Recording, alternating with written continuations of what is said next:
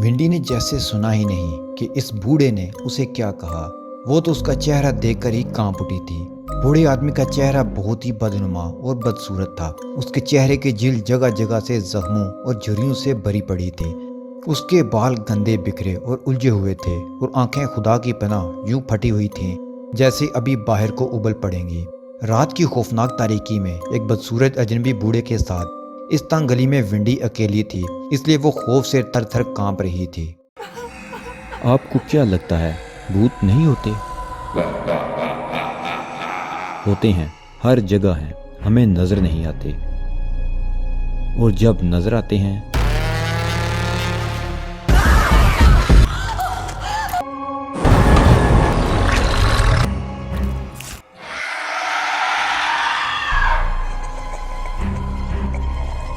رات کے گہرے سائے 400 پھیل چکے تھے۔ یہ دسمبر کی گہری تاریک رات تھی جس کے باعث سردی بھی اپنے عروج پر تھی۔ تمام سڑکیں زیرو سے خالی اور سنسان تھیں۔ چاروں طرف سناٹا سائیں سائیں کر رہا تھا۔ آسمان پر چاند بادلوں کی اوٹ سے مدھم روشنی کے ساتھ جلوہ افروز تھا۔ ستاروں کا قطعی نام و نشان نہیں تھا۔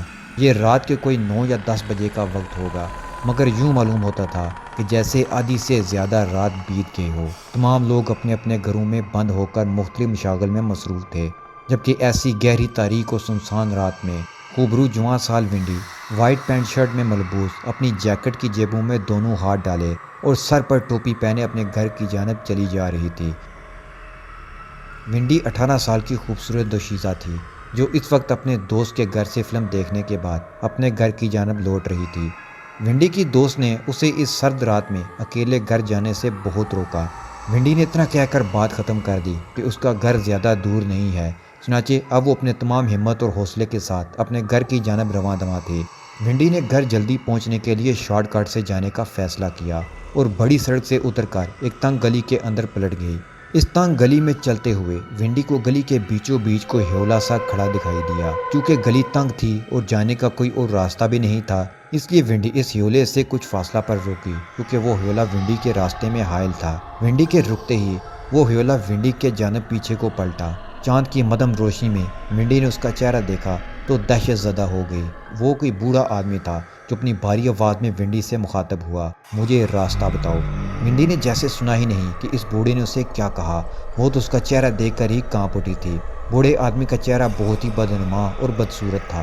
اس کے چہرے کی جلد جگہ جگہ سے زخموں اور جھریوں سے بھری پڑی تھی۔ اس کے بال گندے بکھرے اور الجھے ہوئے تھے اور آنکھیں خدا کی پناہ یوں پھٹی ہوئی تھیں جیسے ابھی باہر کو ابل پڑیں گی۔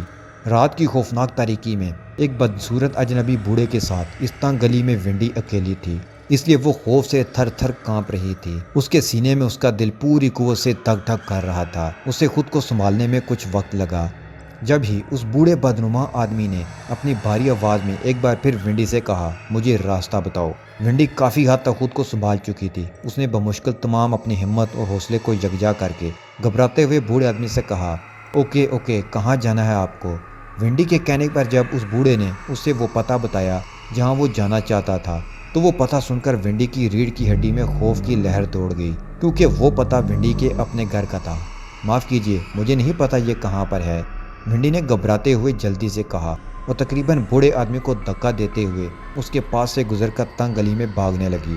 بھاگتے بھاگتے ونڈی نے جب تھوڑا سا پیچھے پلٹ کر دیکھا تو وہ بوڑھا بدستور وہیں کھڑا ونڈی کو جاتا ہوا دیکھ رہا تھا۔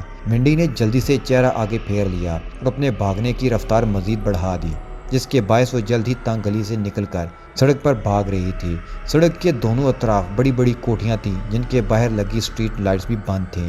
ہر طرف ویرانہ سناٹا اور خاموشی کنڈلی مارے بیٹھا تھا۔ ونڈی اس قدر دہشت زدہ ہو گئی تھی کہ اس نے ایک پل کے لیے بھی رکنا مناسب نہ سمجھا اور بے تحاشا بھاگتی رہی۔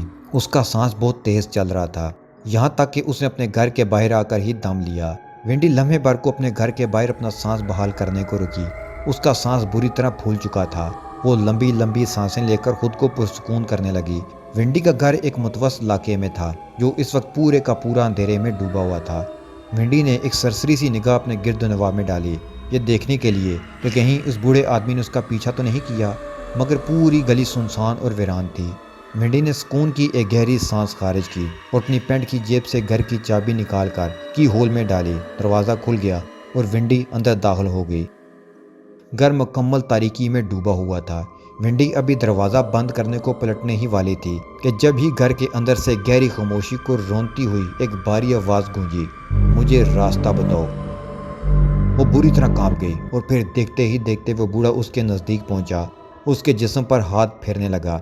बस वो मदहोश होती गई, ऐसी मदहोश हुई कि वो उठ ना सकी। वो मदहोशी मौत की मदहोशी थी। हाँ, उसकी मौत का रास्ता था।